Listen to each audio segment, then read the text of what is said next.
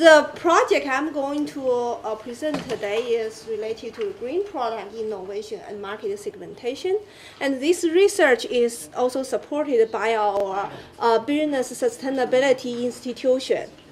And it's a collaborative work with Professor Chialin Chen from Queen's University and Professor Vaidy Jayaraman from University of Miami and myself. So while we are familiar with the green strategy, so people know companies can use green strategy to expand their market to compete. But however, how green, right? And take this auto industry for example.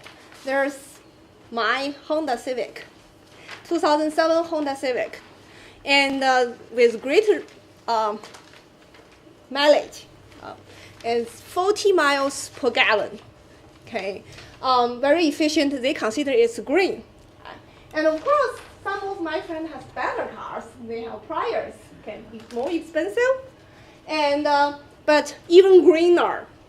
Okay, 50, 60 some miles per gallon. And if you want to go 100% electric, there's Nissan Leaf. And recently there's a Tulsa.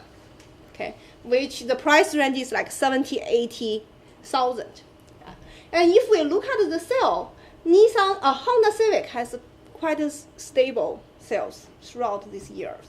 And Prius sale, wow, increased dramatically over the last several years.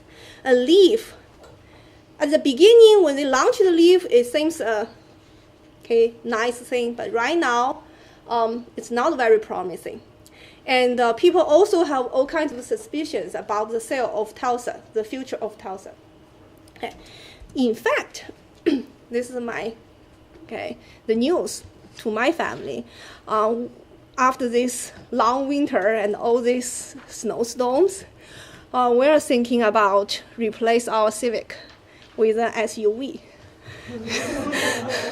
So the question is, does green really help? Right?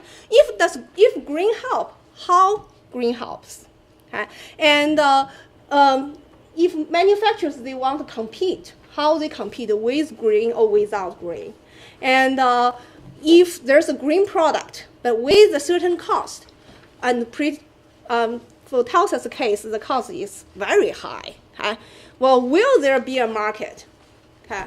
And if we want to introduce a green product, at which green level, at what cost? And most importantly, how consumers' preference will influence our introduction of the green. So in this research, here's briefly our model and the results. We started the simplified situation with two brands. One is greener, but the traditional quality is not that high. Another is with higher traditional quality but less green. Okay. And we want to say how these two brands compete in the market. Okay. And we consider two cases.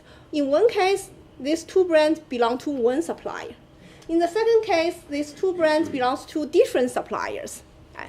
And with each brand, with their cost, with their quality in green and quality in traditional quality, they will have different cost functions. And the cost increase quantitatively while they have a better quality. When the quality improves, the cost improve even more. Okay. And what we have done is we were able to determine this equilibrium price, national equilibrium price and profit for these competitive brands. We are able to analyze the sensitivity of the market segments. And we have these algorithms to determine the market segment and the price policy. Just to highlight some of the results we have. For these two brands, we find out when this cost difference is too big. Okay? And there's a situation we have to abandon one brand. Okay, when the cost difference is too big. And more specifically, I think this format is lost. Okay. We find out that this is the quality of the traditional quality. This is the green quality, we find out like there's a hyperbolic function there, and with the hyperbolic function we can estimate. Okay, we can find out at which range, which area with the quality and the cost. Okay, this green product should not be introduced, and the area green product can be introduced. The conditions for green product can be introduced to the market, and which is related. By the way, this is hyperbolic sign function, and when the cost factor, okay, of traditional quality is 9 times of cost factor of traditional quality is higher than the cost of the cost of the green quality. And then we have a hyperbolic cosine function in the other way. But anyway, we know this is a hyperbolic function, and with the hyperbolic function, we can use the asymptote to kind of approximately find out and estimate if this brand can be introduced to the market. Will it be successful or not? And our brief calculation is we suspect if Tulsa will have a future in the market. Really, we doubt, because the price is too high. Yeah. So, okay, highlight. So conclusion is consumers' preference do drive the green. Basically, when the consumer's preference of green changes, the distribution changes, we'll see the market or segmentation market will change.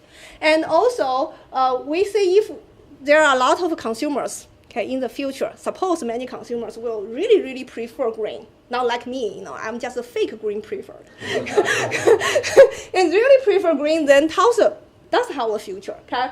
And whatever green product we have, green product should be priced right to compete in the market. And we have the algorithms to help the companies to decide. Okay? And also, here's our future research plan.